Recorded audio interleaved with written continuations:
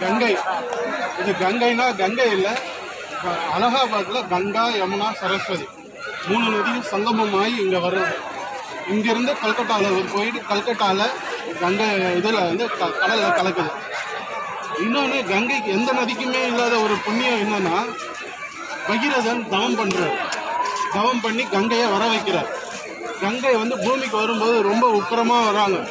ரொம்ப உக்கிரமாக வரும்போது அது பூமியில் வந்து பூமி தாங்காதுன்னு என்ன பண்ணுறாரு, சிவன் வந்து ஜடமுடியில் தாங்கிக்கிறார். சிவன் உடம்பு மூலியமாக பட்டு ஜடமுடி வழியாக அவர் இதுவாகி கால் கடைசியாக பாதத்தில் நினைத்து வர்றது. பாதத்தில் படுற இடம் தான் கேதார்நாத். சிவனோட கங்கை படுற இடம் தான் கேதார்நாத். அதுக்கப்புறம் பூமிக்கு வந்து பூமி ஃபஸ்ட்டு கங்கை பூமியில் வர்றது வந்து இடம் வந்து ஹரித்வார். அங்கேருந்து கான்பூர் வழியாக இங்கே வந்து அலகாபாத்தில் வந்து கங்கையா, யமுனை, சரஸ்வதி 3 நதியும் கலந்து இங்கே வந்து 3 நதி சங்கமமாகி இங்கே வருது. இன்னொன்று, இது வந்து காசி வந்து இதுனா சுடுகாடு, இறைவனோட சுடுகாடு. அதனால நம்ம வந்து தண்ணி கங்கை தீர்த்தம், காசி தீர்த்தம் எடுக்கிறது வந்து திரிவேணி சங்கமத்தில் தான் எடுப்பாங்க. நம்ம சாப்பிட்ற போகிற இடத்துல வந்து பேக் பண்ணி விற்பாங்க, அங்கே வாங்கிக்கலாம். இந்த தண்ணி வந்து எடுக்கக்கூடாது, வீட்டுக்கு எடுத்துகிட்டு போகக்கூடாது. காசியில் வந்து பார்த்திங்கன்னா நம்ம முன்னோர்கள் பெரியவங்களாம் அதில் வந்து என்ன பண்ணுவாங்கன்னா, ஒரு கேள்வி கேட்பாங்க, காசிக்கு போனியே இன்னத்தை விட்டுட்டு வந்தேன்னு. அதனால் அங்கேருந்து வர்றது, ஏன்னா இங்கேருந்து எதுவும் எடுத்துகிட்டு போகக்கூடாது, அதனால் விட்டுட்டு வர்றது தான்.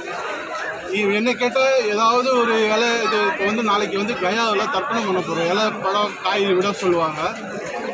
அதெல்லாம் விடுறதுக்கு பதிலாக நம்மக்கிட்ட இருக்கிற தேவையில்லாத குணத்தில் ஏதாவது ஒன்று விட்டாலே போதும். அதை தான் பெரியவங்க வந்து அந்த காலத்தில் இன்னத்தை விட்டுட்டு வந்த அப்படின்னு கேட்பாங்க. அதே மாதிரி மிகப்பெரிய புண்ணியம் உங்கள் வம்சத்தில் நேற்று சொன்ன மாதிரி தான், உங்கள் வம்சத்துலேயே நீங்கள் முதல் ஆளாக இருக்கலாம் காசிக்கு வந்தது. அதனால் முதல்ல கங்கையில் இறங்கின உடனே 3 முங்கு போடுங்க. ஃபஸ்ட்டு உங்கள் முன்னோர்களுக்கு நன்றி சொல்லுங்கள், அடுத்து விஸ்வநாதருக்கு நன்றி சொல்லுங்கள், அடுத்து கங்கை அம்மாவுக்கு நன்றி சொல்லுங்கள். திருப்பி நம்ம வர்றதுக்கு எனக்கு இந்த பாக்கியம் கொடுமா அப்படின்னு சொல்லி எங்கள் முன்னோர்களுக்கு கிடைக்காத பாக்கியம் எனக்கு கொடுத்ததுக்கு நன்றின்னு சொல்லி முதல்ல 3 முங்கு போட்டுட்டு அதுக்கப்புறம் நீங்கள் எத்தனை முங்கு வேணாலும் போட்டுக்கலாம். இது பண்ணிக்கோங்க. அதே மாதிரி மணல் எடுத்துகிட்டு வந்திருப்பீங்க, மணலை வந்து முதல்ல கரைச்சிடுங்க. அதை ஒரு பாட்டில் தீர்த்தம் இருக்கும், தனியாக வந்தவங்க 1/2 பாட்டில் தீர்த்தம் இங்கே கரைச்சிட்டு 1/2 பாட்டில் வச்சுக்கோங்க. பேராக வந்தவங்க 1 பாட்டில் ரூமில் இருக்கும், 1 பாட்டில் ஃபுல்லாக 2 பேரும் சேர்ந்து கரைச்சிக்கணும். ஆமாங்க.